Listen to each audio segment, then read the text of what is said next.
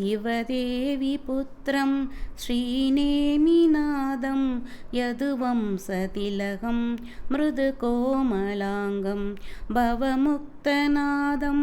रविकोटितेजं नमामि देवं श्रीनेमिनादं नमामि देवं श्रीनेमिनादम् सर्वदयमूलं सर्वपापहरणं धर्मसुबोधं कर्ममलनाशं सर्वशान्तिदायं सर्वज्ञनादं नमामि देवं श्रीनेमिनादं नमामि देवं श्रीनेमिनादम् सुरगिरिधीरं वरसनुमुक्तं निरुपमादेवं सुरनरसेव्यं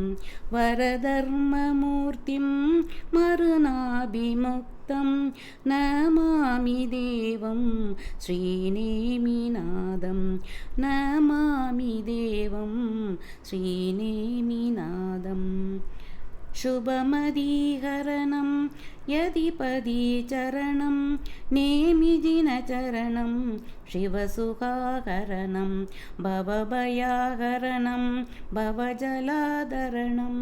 नमामि देवं श्रीनेमिनादं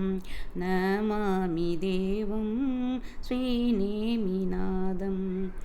अमलप्रदीपं विमलसुमधुरं कोमलसुखायं सकलप्रकाशं केवलसुबोधं शान्तसुकिरणं नमामि देवं श्रीनेमिनादं नमामि देवं श्रीनेमिनादं शिवदेवी पुत्रं श्रीनेमिनादं यदुवंसतिलकं मृदुकोमलाङ्गं भवमुक्तनादं रविकोटितेजं नमामि देवं श्रीनेमिनादं नमामि देवं श्रीनेमिनादम्।